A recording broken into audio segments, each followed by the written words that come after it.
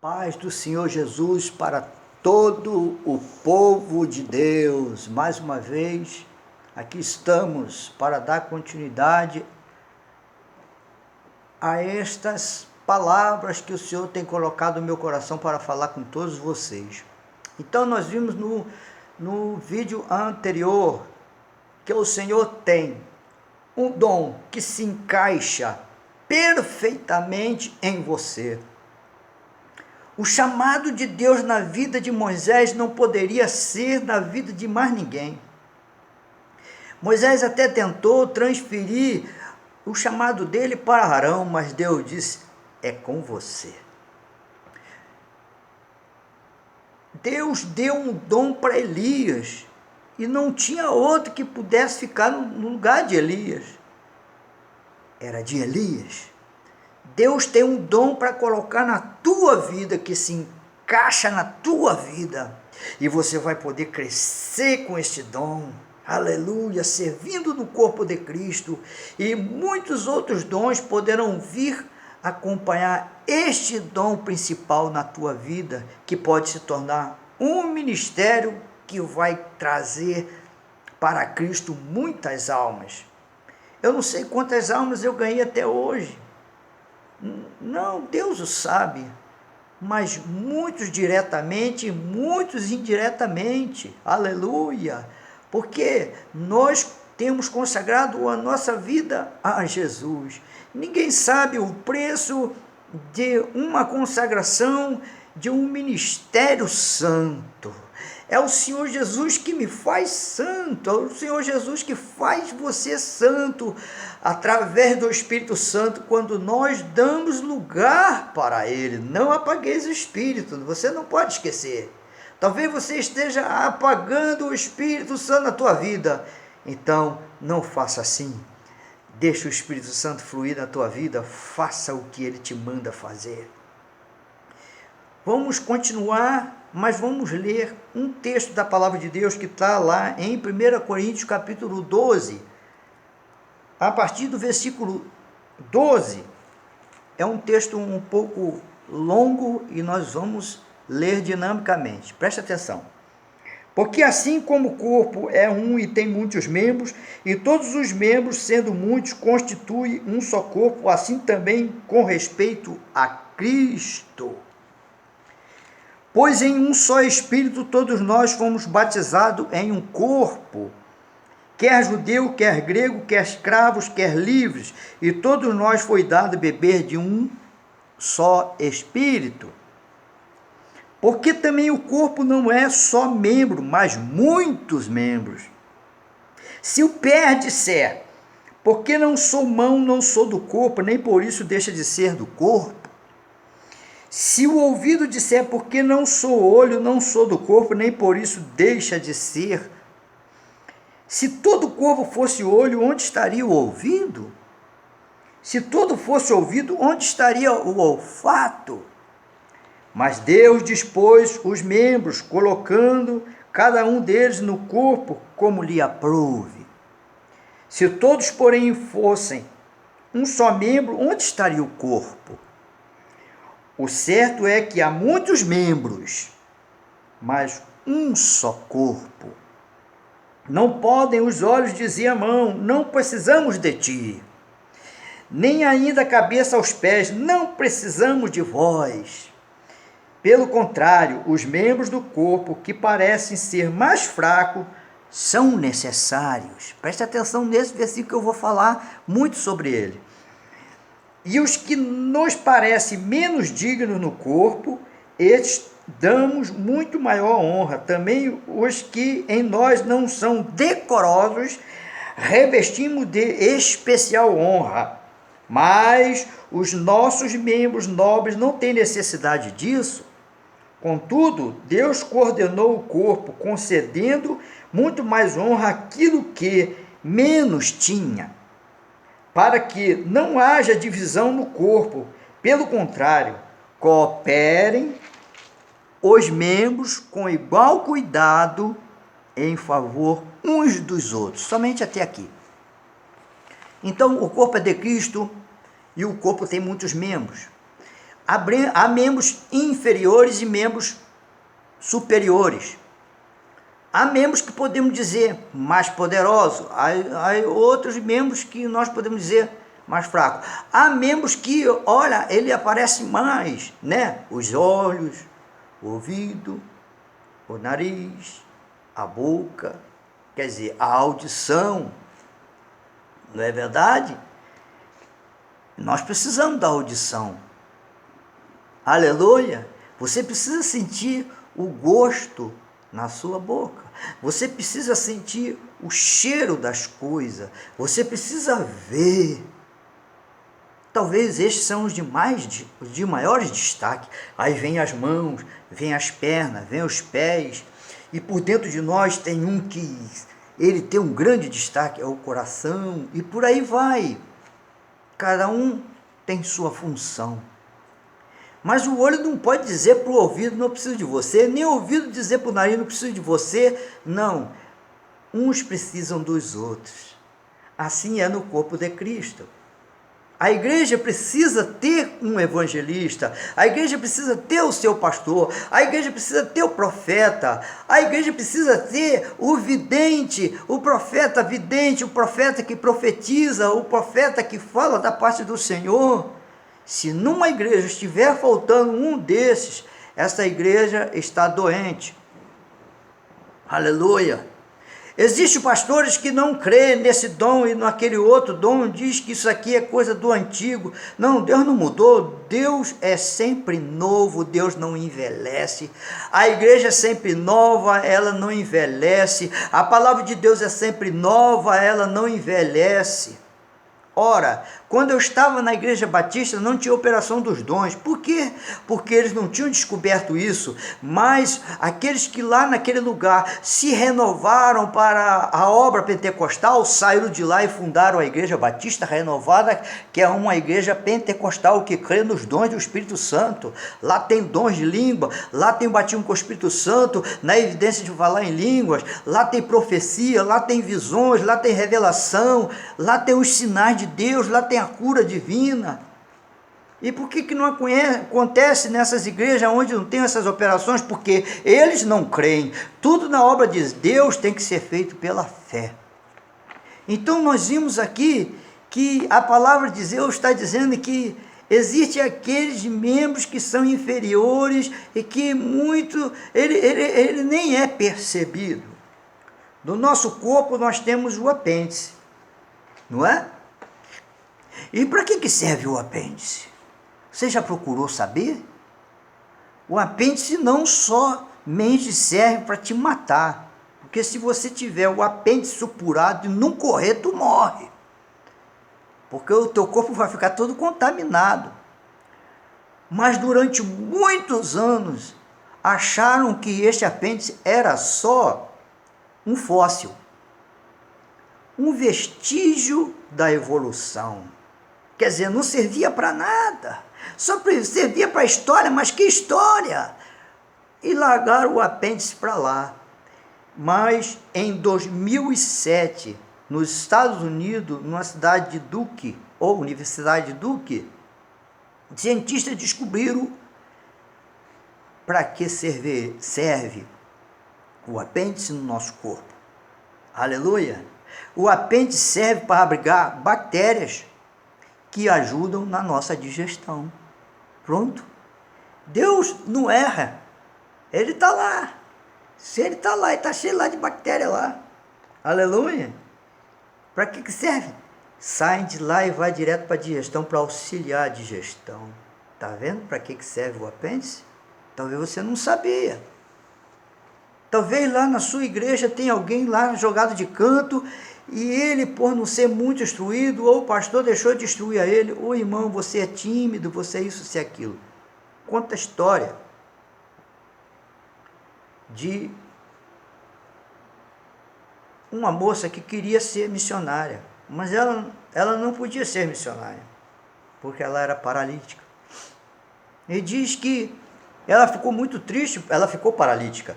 E ela ficou muito triste quando se acidentou e se tornou paralítica e não podia mais ser uma missionária. Mas Deus levantou um irmão dela mais novo no lugar dela para ser missionário. E ele foi enviado em missão a pregar o evangelho longe de casa. E um dia ela muito triste em casa, o Espírito Santo falou com ela: por que você não é missionária junto com seu irmão? Ela disse: mas como, Senhor? Eu não ando. Você pode ser missionária com seu irmão, orando, intercedendo por ele e ajudando ele na sua batalha. Porque muitos Deus coloca na frente da batalha, mas outros ficam na retaguarda. Aqueles que estão na frente da batalha precisam daqueles que estão na retaguarda. Quer dizer, Deus uma vez procurou quem estivesse na brecha e não encontrou um. E você que é tímido, você pode se colocar na brecha, lá na tua casa, dobrar teu joelho e interceder para a obra de Deus. Bom, é assim que Deus faz. Então, nós lemos aqui, né? Os membros do corpo que parecem ser mais fracos são necessários. O pastor precisa enxergar nestes o que Deus pode fazer através deles. Porque cada membro do corpo tem uma função. Eu não tenho nenhuma função, mas você pode dar à igreja. Você pode ofertar, você pode ser fiel no seu dízimo, você pode interceder pela igreja, pelo pastor, pelo seu bairro, pela sua família. Você pode adquirir dons. É como a história daquele menino burro, que um dia o professor dele chamou ele de macaco. E ele ficou muito triste e nunca mais quis ir na escola. E a mãe dele procurou saber por que ele não queria mais. Ele disse, e ele ficou muito triste, mas um dia veio um homem e pregou o evangelho na cidade dele. E a mãe dele foi, e a mãe dele levou ele, e chegou lá, ele teve um encontro com Jesus, aceitou Jesus, e o pregador falou que tudo que nós pedimos a Deus, Deus concede, e durante aquela madrugada, o menino orou a Deus, pedindo que fosse inteligente, e Deus lhe deu inteligência àquele menino, e ele se tornou o primeiro da sala dele, e ele cursou uma faculdade, se tornou um doutor. Um dia, ele foi receber muitos que compravam o livro dele lá na Europa. E ele estava dando, né, assinando os livros, dando seu autógrafo. E um dia quem veio diante dele? Aquele professor que chamou ele de macaco. E aí você sabe qual foi a história, né? Tá vendo? Ele passou uma madrugada e Deus visitou ele, deu sabedoria para ele, e se ele se tornou o primeiro da faculdade dele, se tornou um mestre, um doutor. Aleluia! Talvez você esteja na mesma condição, né? Mas eu quero contar experiências que tivemos com esse Deus Todo-Poderoso no monte. Deus sempre me enviou nos montes, mas eu nunca tinha acampado num monte. Um dia ele mandou ficar 16 dias num monte, no meio do mato, lá em Nova Iguaçu, próximo à Serra de Madureira, lá em Nova Iguaçu, na terra onde tem, no lugar onde tem um vulcão extinto, né? Que diz que tinha um vulcão ali. Esse monte é chamado de céu aberto. Ele é muito longe. Caminhando, cortando o caminho, você chega lá em menos de 2 horas. Mas indo pela estrada, você pode levar até 4 horas se você for andando devagar. Então é bom, é muito longe, é muito... E é uma benção aquele monte, porque muita gente vai lá orar, vai buscar Deus. Fiquei 16 dias lá. Tivemos muita experiência com Deus naquele lugar. Deus ali falou muito conosco, né? Louvado seja o nome do Senhor. Então, você vê, o Espírito de Deus falou comigo: sai de dentro da tua casa e fique naquele monte. De uma certa vez eu fiquei dias também acampado, não me recordo quantos dias, não sei se foi 2 ou 3, num monte chamado aqui também do Rio de Janeiro, em Mesquita, chamado Sete Catiçais. Eu fiquei lá também durante um bom tempo. E ali, muita palavra que o Senhor me deu se cumpriu, muita revelação que Deus me deu se cumpriu. Lá também eu fiz 7 dias de oração, subindo e descendo todos os dias por ordem de Deus, até debaixo de chuva, e muita coisa que Deus me deu lá se cumpriram e tem se cumprido na minha vida. Bom, louvado seja o nome do Senhor. Talvez você já ouviu dizer que o monte pega fogo, né? Eu vi fogo no monte, eu peguei fogo nas mãos. Aqui está um que pegou fogo nas mãos. Eu nunca tinha pego, eu nunca tinha visto, mas eu já sabia. Desde jovem que o irmão falou que ele foi num monte e lá o monte acendeu para ele. E também isso aconteceu comigo. Eu peguei graveto na mão, o graveto acendia na minha mão. De uma vez eu tentei trazer para casa, cheguei aqui, estava apagado. Mas de outra vez que eu trouxe, ele chegou aqui aceso, para a glória de Deus. Louvado seja o nome do Senhor. Uma vez eu estava também no monte aqui próximo, chamado Monte do Cardoso Fontes, né? Próximo ao Hospital Cardoso Fontes. É um monte muito abençoado, muita gente vai para lá.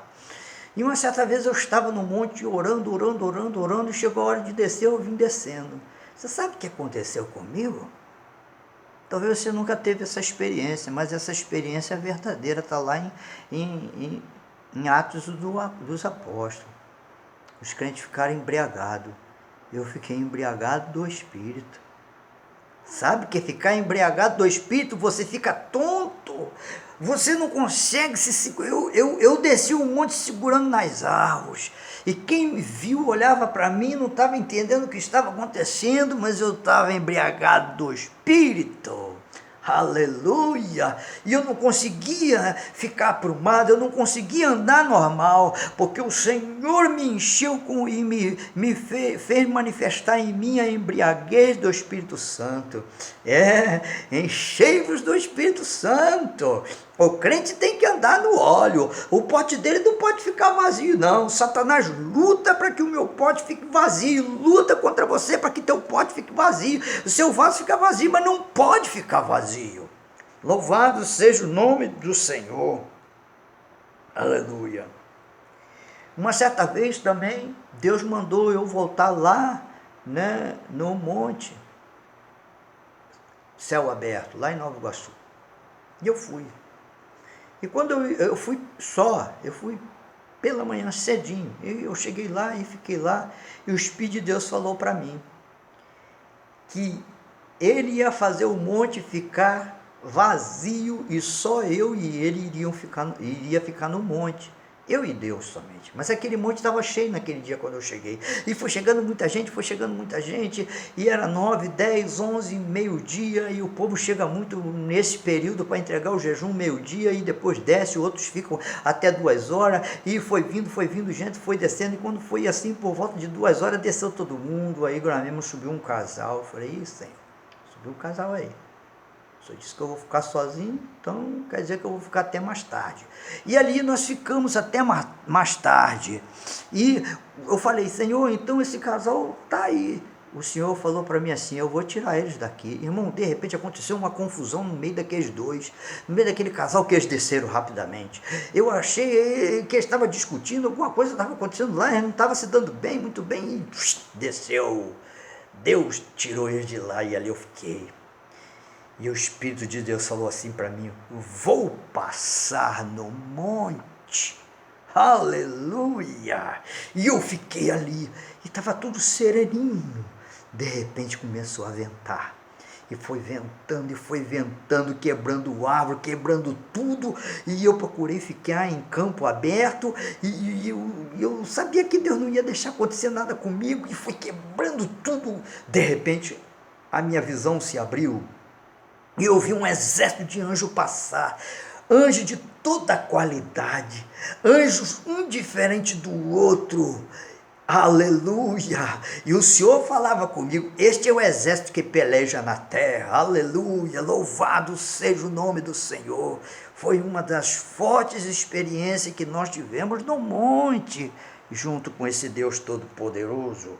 Aleluia, louvado seja o nome do Senhor. Aleluia. Uma certa vez Deus mandou ir em outro monte, Monte Raiz da Serra, bem distante daqui de Jacarepaguá. E nós ali fomos em jejum pela manhã, eu sozinho fui lá, né? E fiquei orando. De repente, eu comecei a sentir cheiro de enxofre. E eu trabalhei numa tinturaria que usava enxofre. E quando usava enxofre para lavar o tecido de linho, era muita caatinga. E eu conheci esse cheiro. E eu comecei a sentir aquele cheiro. Eu falei, mas que cheiro é esse? Mas que cheiro é esse? De repente, debaixo dos meus pés, a terra abriu. E eu vi o inferno. E eu comecei a ver as pessoas gritando de dor e sofrimento no inferno. O Senhor quis me mostrar o inferno, a realidade do inferno. Que Deus te abençoe. Veja o próximo vídeo.